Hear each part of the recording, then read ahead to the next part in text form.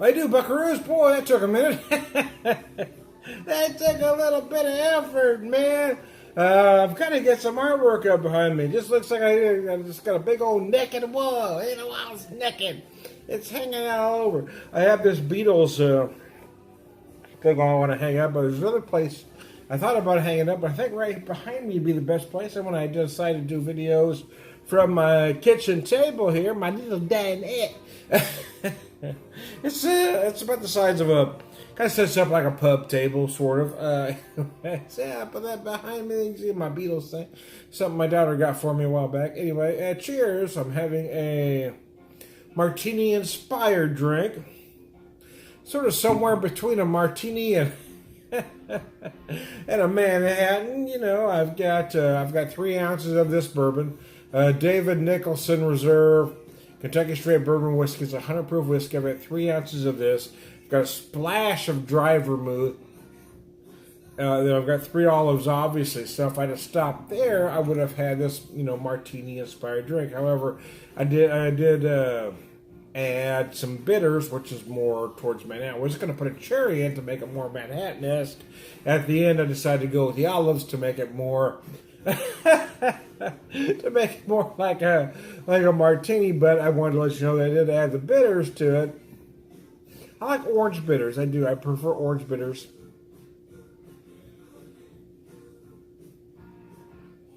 So I put it in a martini glass for a martini-inspired drink. I don't know what I want to call this. So I've got 3 ounces of the whiskey, a splash of dry vermouth. It's dirty. I forgot to add that I added about ½ ounce. When I decided to go martini, I went full on, baby. I did about ½ ounce of olive juice with 3 olives, and then the bitters. So.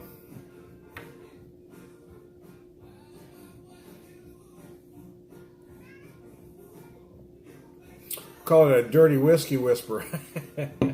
Dirty, baby. I like it dirty. Who doesn't like it? I like it dirty. I want it rubbed all over my face dirty. Anyways, I digress. Damn, that's nasty. Anyways.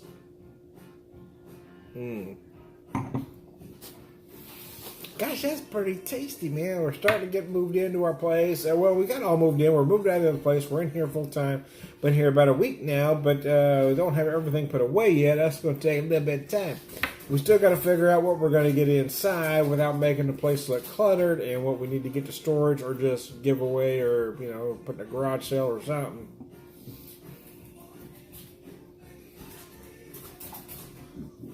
That our mother, my mother-in-law, her mother's moving in with us, which is going to be pleasant. Yeah, I'm looking forward to that. Can't you see it? Anyways, I digress, man. Can you see the excitement on my face, man? The truth is, whether you like your mother-in-law or not, you got to do, family is family. You got to man up. We haven't got along the 26 years we've known each other, but the situation is what it is, and she can't really live on her own now. She's 90.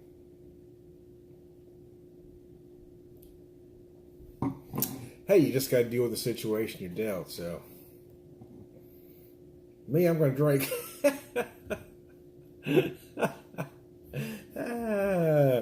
Anyway, so we have a bite of olive.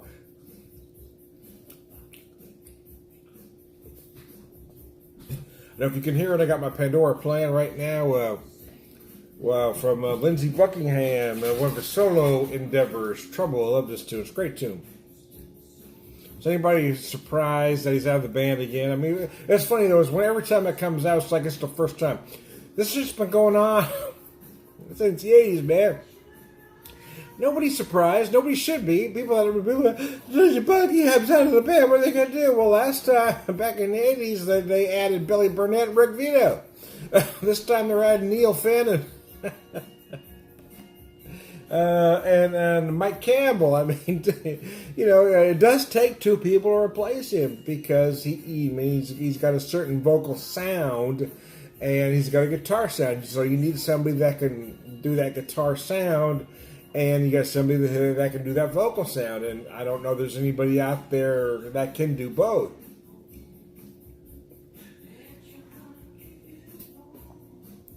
However, Mike Campbell is Mike Campbell. I mean, is there anybody better than he is at what he does? I mean, he's arguably one of the most underrated guitar players in rock and roll history because he was, always playing second fiddle to Tom Petty, but he's an amazing guitar player. Arguably a better skillful guitar player than Lindsey Buckingham.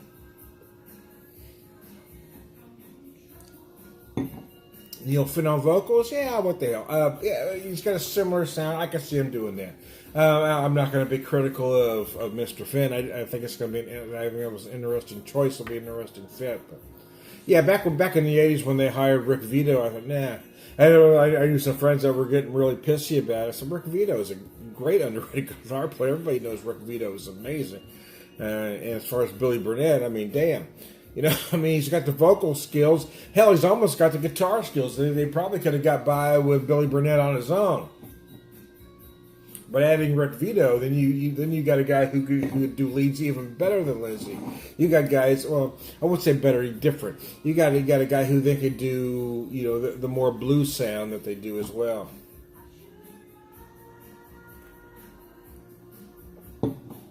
And now with Mike Campbell, yeah, I think Mike Campbell can do everything Lindsey can do and other things that maybe Lindsey can't.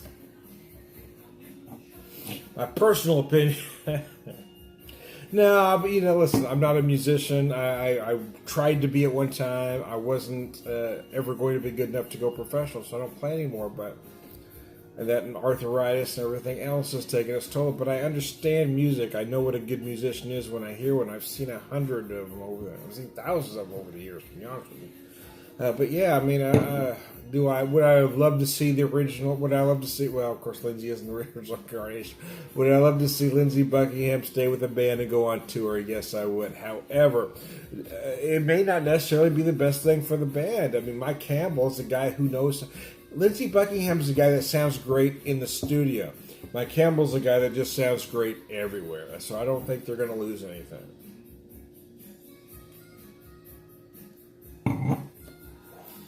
I just saw a rock legend, Denny Lane at the Riff here in Springfield.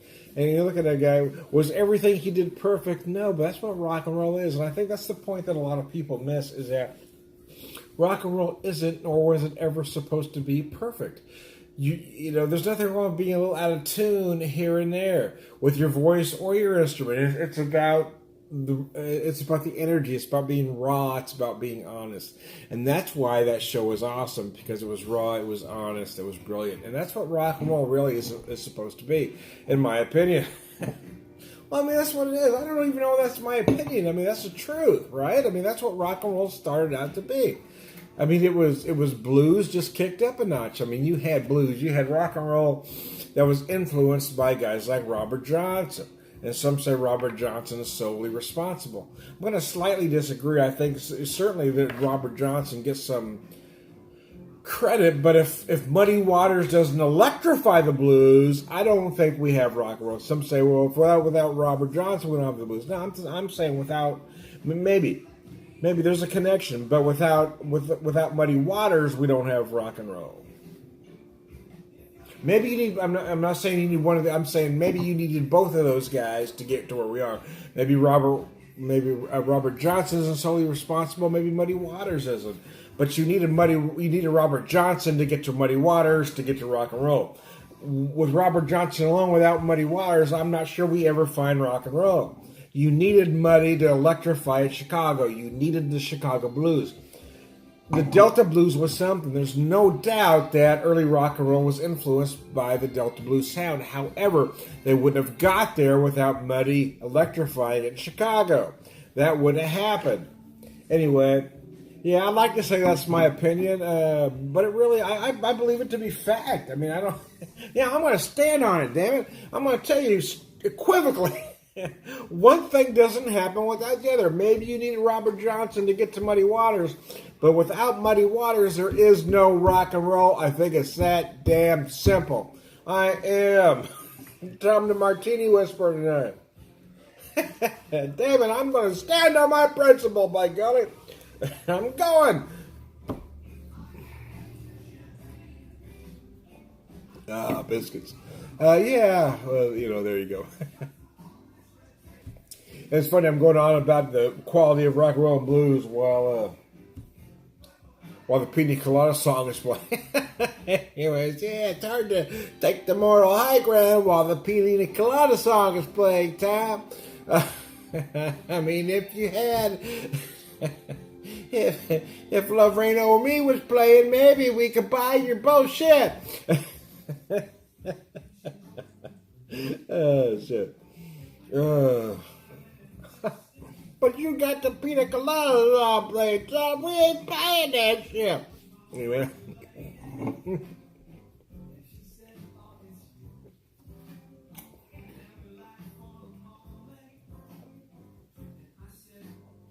I never do.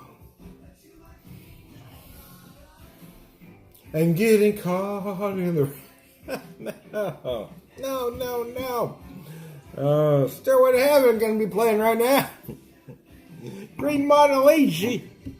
Any damn thing. I'm trying to make a musical point, and the Pina fucking Colada song is playing. Way to go! Way to time that shit, Tom. That was fucking brilliant. Anyways, I digress. I am Tom Martini Whisperer, beer evangelist, prolific martini drinker, purveyor of wisdom, and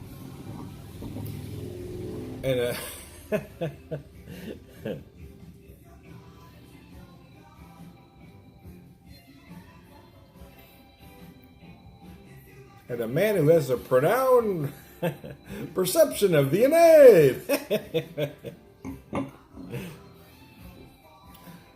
I'm dragging a little bit, trying to see, hoping the next song is more relevant to my conversation.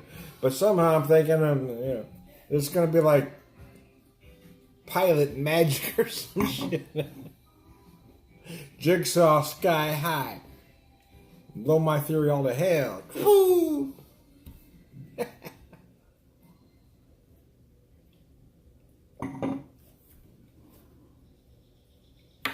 Well, we're planning our escape.